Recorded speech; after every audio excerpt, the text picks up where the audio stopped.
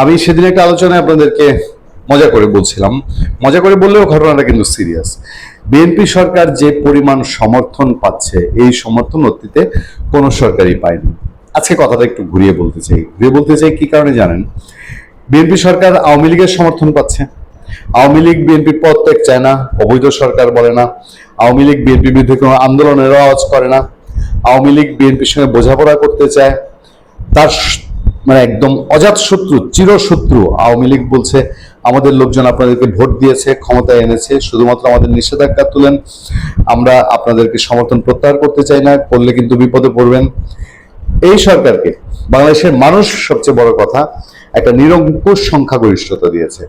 দেশের মানুষ সমর্থন করেছে, বুদ্ধিজীবী, সরকারের সমালোচক, সোশ্যাল মিডিয়া, গরিব মানুষ, ধনী মানুষ, মধ্যবিত্ত মানুষ, দোকানদার, ব্যবসায়ী, চাকরিজীবী, আমলারা তো অবশ্যই সবাই বলছে একটা নতুন সরকার।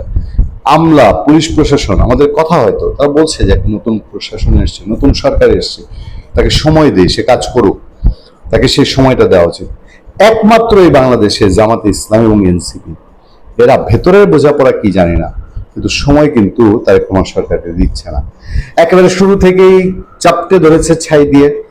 এই দেশ দেখেন আজকে শেষ অবস্থা, বাংলাদেশের চারদিকে একটা ভয়াবহ অনিশ্চয়তা, দুঃস্বপ্নের চিন্তা, তেল থাকবে না, তেল ফুরিয়ে যাচ্ছে, তেল কি আসলে ফুরিয়ে যাবে, গ্রামেগঞ্জে বিদ্যুৎ থাকছে না, প্রচন্ড লোডশেডিং, জিনিসপত্রের দাম বাড়ছে, মন্ত্রী ঘোষণা দিচ্ছেন যে জিনিসপত্রের দাম বাড়বে, জিনিসপত্রের সমস্ত চেইন ভেঙে পড়েছে, মন্ত্রীর মুখের কথা, যে প্রতিটা জায়গায় গোলযোগ লেগে গেছে, আমদানি করা জিনিসপত্র স্থবির হয়ে যাচ্ছে, বৈদেশিক বাণিজ্য স্থবিরতা দেখা যাচ্ছে।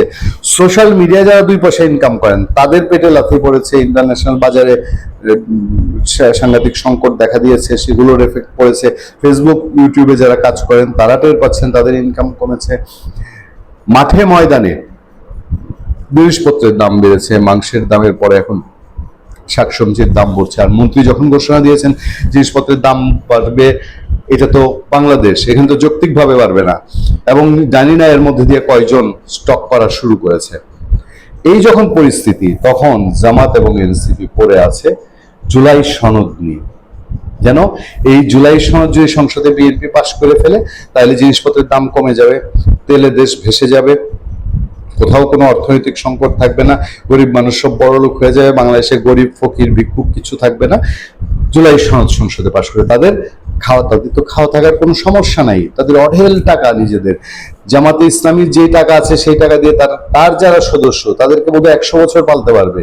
সুতরাং জামাতের বাইরে যারা আছে তাদেরকে নিয়ে জামাতের চিন্তা করার কিছু নেই। ফলে জামাত তার ওই জুলাই সনদেই চাই, আর কিছু চাই না। দেশের মানুষ মরল না বাঁচলো, কোনো সেদিকে তাকানোর জোগাড় নেই। আমরা এর মধ্যে আলোচনা করছিলাম যে অন্তত তারেক রহমান এই সংকটকালে তিনি বক্তৃতা দিবেন, হয়তোবা দিবেনও বক্তৃতা দেশের এই সংকটের সময়।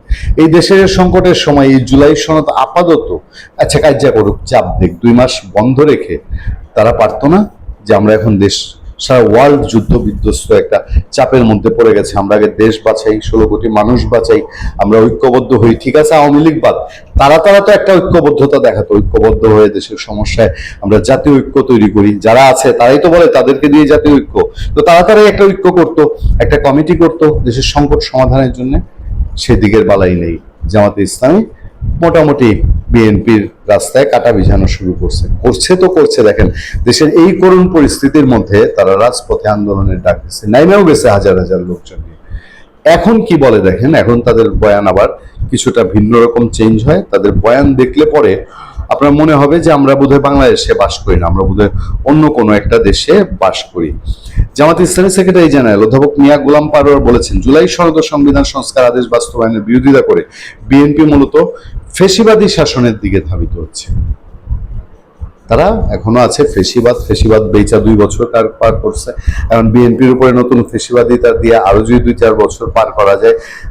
জামাত এবং এনসিপি কি তককে বসে আছে যে বিপর্যয় হোক, তারেক রহমান সামলাইতে না পারুক, আমরা আরেকটা খেল দেখাই? ভালো থাকবেন, সুস্থ থাকবেন। আপনাদের সাথে আমি আতিক রহমান, পূর্ণিয়া।